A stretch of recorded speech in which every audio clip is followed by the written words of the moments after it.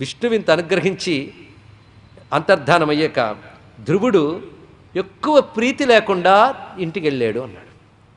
ఇప్పుడు ఆయన ఇచ్చిన వరం మనకు గానికి శాంక్షన్ చేస్తే ఎంత ఎగిరి గెంతులేస్తాం, కానీ ఆయనకు ప్రీతి కలగలేదుట. ఎందువల్ల అని అడిగాడు పరీక్షిత్తు.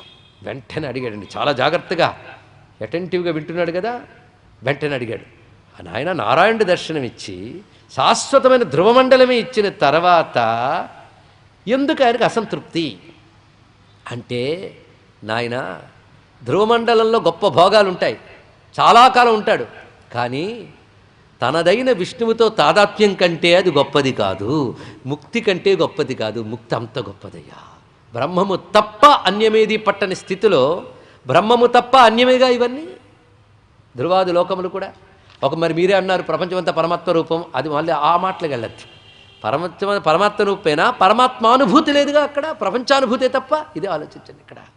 కనుక ధ్రువమండలంలో చేరుకున్నా ఆయనకు ఎందుకు తృప్తి కలగదు అంటే, ఒక మాట, యోగులు కష్టపడి ఎన్ని ఏళ్ళు సాధన చేసినా సాక్షాత్కరించుకోలేని పరమాత్మని 5 నెలల తపస్సుతో 6వ నెల సాక్షాత్కరింపజేసుకున్నానే. అలాంటి పరమాత్మ కనబడినప్పుడు ముక్తిని అడగకుండా నేను ఈ లోకవాంఛతోనే ఉండిపోయేనే అన్నాడు. అర్థమైంది కదా. అది మాత్రం అడిగాడా? అడగలేదు, కానీ వాంఛది.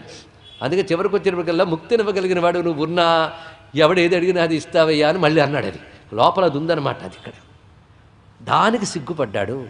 సంస్కారం బాగా ఉంది కానీ వాసన అది ఏం చేస్తావు ఇక్కడ, అందుకు అనుభవించాడు. ఇప్పుడు అంది లోతు. ఈ కథ ద్వారా మనకేం చెప్తున్నాడంటే, వీటన్నిటికంటే గొప్పది అది అని ఇప్పటి నుంచే మనం అలవాటు చేసుకుంటే ఎప్పటికైనా అది లభిస్తుంది. కానీ ఇక్కడ మనం తెలుసుకోవాల్సినది, ధ్రువస్వర్గ బ్రహ్మలోకాది పదవుల కంటే గొప్పది భక్తి పదవి, భగవద్భక్తి. భగవద్భక్తి అంటే అర్థం భగవంతుడు తప్ప అన్యము పట్టని ఆ మహాప్రీతి భావంతో, ఆయన తప్ప ఇక దేనియందు ఆనందించలేని స్థితితో, ఆయన యందు ఆనందించే స్థితితో ఉన్నది ధ్రువ పదవి కంటే గొప్పది. ఆ ధ్రువ పదవి ఇంద్రాది పదవుల కంటే గొప్పది. ఈ ఒక్క కథతో తేల్చాడు ఏంటంటే, పదవి నీ సద్భక్తి గల్కుటే చదివి వేదశాస్త్రాదుల సత్త తెలియలేనిది పదవా అన్నాడు త్యాగయ్య.